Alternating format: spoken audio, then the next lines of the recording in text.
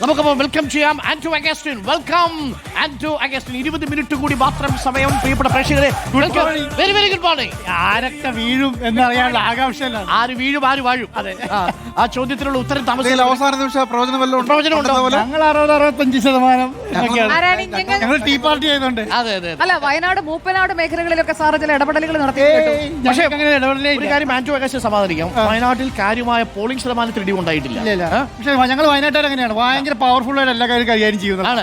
വളരെ ശക്തമായിട്ട് വിധി എഴുതി. തീർച്ചയായിട്ടും. അപ്പൊ അതെങ്ങനെ കാണുമെന്നുള്ളതാണ്. കഴിഞ്ഞ തവണ വയനാട് UDF-നോടൊപ്പം നിന്നു ജില്ലാ പഞ്ചായത്ത്.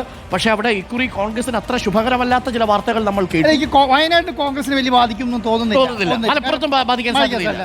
പക്ഷെ ബാക്കിയുള്ള സ്ഥലത്തെല്ലാം ബാധിക്കാൻ സാധ്യതയുണ്ട് എന്നുള്ളതാണ്. അപ്പൊ നമുക്ക് കാത്തിരുന്ന് കാണാം. പ്രിയപ്പെട്ട പ്രേക്ഷകരെ, നമ്മുടെ റിപ്പോർട്ടർമാരിലേക്ക് കൂടി പോകേണ്ട സമയമായിരിക്കുന്നു. ഇനി കേവലം 20 മിനിറ്റ് മാത്രമേ ഉള്ളൂ പ്രേക്ഷകരിലേക്ക്. ആദ്യ സൂചനകൾ 8:20 കൂടി നമ്മൾ കൊടുക്കും അല്ലേ സുജയ? 8:20 കൂടി ഗ്രാമപഞ്ചായത്തിന്റെ അല്ലേ നമ്മൾ ആദ്യം കൊടുക്കുന്നത്? ഗ്രാമപഞ്ചായത്തിലെ കാറ്റ് എങ്ങോട്ട് വീശുന്നു? ഗ്രാമപഞ്ചായത്ത് കഴിഞ്ഞാൽ ബ്ലോക്ക് പഞ്ചായത്ത്, ബ്ലോക്ക് പഞ്ചായത്ത് കഴിഞ്ഞാൽ ജില്ലാ പഞ്ചായത്ത്, കോർപ്പറേഷൻ എത്ര സമയത്ത് കൊടുക്കും? 9 ആകുമ്പോൾ കൊടുക്കും. സുജയ തീരുമാനിക്കുന്നത് ഗ്രാമപഞ്ചായത്തിന്റെ കൂടെ തന്നെ കോർപ്പറേഷൻ വേറെ തെണ്ടുന്നുണ്ട്. അതും വരും, ഒരുമിച്ച് വരും.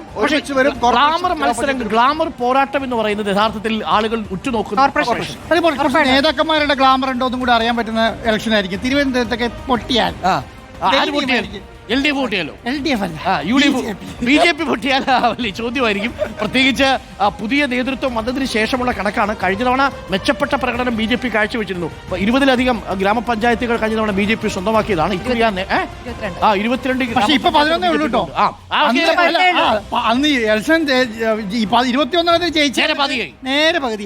അപ്പൊ അത് പടവലങ്ങ പോലെ താഴോട്ടായിരുന്നു. പക്ഷേ ഇക്കുറി ഒരു തിരിച്ചുവരവിനുള്ള സാധ്യതയുണ്ടോ? അത് വളരെ പ്രധാനപ്പെട്ട കാര്യമാണ്. കാരണം BJP പുതിയ സംസ്ഥാന നേതൃത്വം വന്നതിന് ശേഷം നേരിടുന്ന ആദ്യത്തെ പൊതു തെരഞ്ഞെടുപ്പാണ്.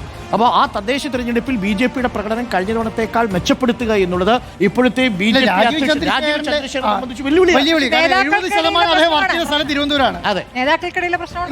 ഞാൻ പ്രതീക്ഷിക്കുന്നത് കേരളത്തിൽ എല്ലായിടത്തും BJP-ക്ക് ഇൻറോഡ്സ് ഉണ്ടാകും, കൂടുതൽ വോട്ടുകൾ വരാനുള്ള സാധ്യത ലോജിക്കലി പെർസെന്റേജ് വൈസ് എങ്കിലും കൂട്ടിയാൽ രാജീവ് ചന്ദ്രശേഖർ ഇപ്പോൾ പറഞ്ഞോട്ടെ. രാജീവ് ചന്ദ്രശേഖർ BJP-യുടെ സംസ്ഥാന അധ്യക്ഷനായി വരുന്നു. അതിന് മുൻപുള്ള സംസ്ഥാന അധ്യക്ഷൻ 5 വർഷം വൃത്തിയായി പണിയെടുത്ത് എല്ലായിടത്തും നല്ല രീതിയിൽ ഇൻറോഡ്സ് ഉണ്ടാക്കി വെച്ചിട്ടുണ്ട്. അതിന്റെ വിളവെടുപ്പാണ് നടക്കാൻ. അപ്പൊ അതായത് രാജീവ് ചന്ദ്രശേഖരൻ റോൾ ഇല്ല, തുടർച്ചയാണ്. റോൾ ഇല്ലെന്നല്ല മാഡം, എല്ലാത്തിലും ഇങ്ങനെ നെഗറ്റീവ് കാണാതെ കുറ്റം പറയാൻ മാത്രമല്ലാതെ യാഥാർത്ഥ്യം കൂടി മനസ്സിലാക്കും. അപ്പോൾ കെ സുരേന്ദ്രന്റെ തുടർച്ചയാണ് രാജീവ് ചന്ദ്രശേഖർ, അല്ലാതെ ഒരു വ്യക്തിയെ മാത്രം വെച്ചല്ല വിലയിരുത്തേണ്ടത്. എത്രത്തോളം ഇൻറോഡ്സ് ഉണ്ടാക്കിയിട്ടുണ്ടെന്ന് പറയാൻ തയ്യാറായിക്കോളൂ. അല്ല, പല ജില്ലകളിൽ സംസ്ഥാന അധ്യക്ഷൻ എത്തിയിട്ടില്ല എന്നാ പറയുന്നത്. സംസ്ഥാന അധ്യക്ഷൻ ഇതിപ്പോ ആൻഡോ സാർ എല്ലാ ബ്യൂറോയിലും റിപ്പോർട്ട് ചെയ്യാറുണ്ടോ? മാഡം ഇതിനൊന്ന് മറുപടി പറഞ്ഞു. എല്ലാ ബ്യൂറോയിലും പോയി ആൻഡോ സാർ റിപ്പോർട്ട് ചെയ്യാറുണ്ടോ? ആൻഡോ സാർ അതുപോലെ ഓൺലൈനായി തിരുവനന്തപുരത്തിരുന്നാൽ മതി. രാജീവ് ചന്ദ്രശേഖർ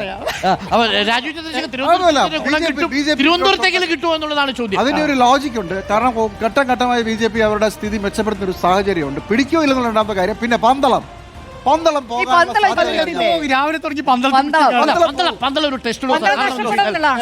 ശബരിമല വിഷയം, വിശ്വാസത്തെ ആരാണ് യഥാർത്ഥത്തിൽ വോട്ടായി കൂടുതൽ പരിവർത്തനപ്പെടുത്തുക എന്നുള്ളതാണ് ചോദ്യം. അത് NDA-ക്കാണ് പന്തളം കഴിഞ്ഞ തവണ നിന്നത്. പക്ഷേ ഇക്കുറി പന്തളത്തിന്റെ ഭരണം കിട്ടിയിട്ടും NDA-ക്ക് അത് നിലനിർത്താൻ പറ്റുന്നില്ലെങ്കിൽ വിശ്വാസത്തിനപ്പുറം നാട്ടിലെ ജനങ്ങൾ കാര്യമായിട്ട് മറ്റെന്തോ കരുതിയിട്ടുണ്ട്. അല്ല, ഞാൻ ചോദിക്കട്ടെ, നേരത്തെ ഈ പോളിംഗ് പെർസെന്റേജ് ഒക്കെ പറഞ്ഞല്ലോ. കോവിഡ് കാലത്ത് എല്ലാവരും കേരളം മൊത്തം അടച്ചിരുന്ന സമയത്തെ പോളിംഗിന്റെ അത്ര പോലും ഇത്തവണ എത്താത്തത് ജനം വെറുത്തു എന്നുള്ളതിന്റെ ഒരു സൂചനയില്ല. അങ്ങനെ വേണമെന്ന് പറയാൻ കഴിയില്ല. കാര്യം കോവിഡിന്റെ സമയത്ത് കൂടുതലുണ്ടായി. പക്ഷേ വോട്ടർമാരുടെ എണ്ണം കൂടി 75,000-ഓളം വോട്ടർമാർ.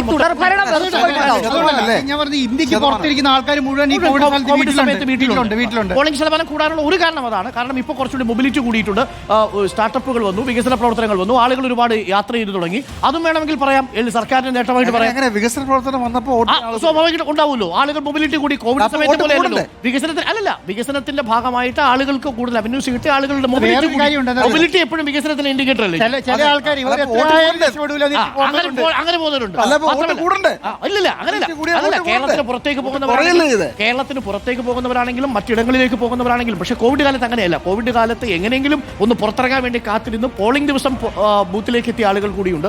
2020 ഡിസംബർ മാസത്തിലായിരുന്നു അന്ന് തെരഞ്ഞെടുപ്പ്. കോൺഗ്രസിന്റെ കാര്യം അപേക്ഷിച്ചിട്ട് ഈ 6-7 സീറ്റെങ്കിലും ജില്ലാ പഞ്ചായത്ത് കിട്ടിയില്ലെങ്കിലോ ദയനീയായിരിക്കും. 26 ഓക്കെ,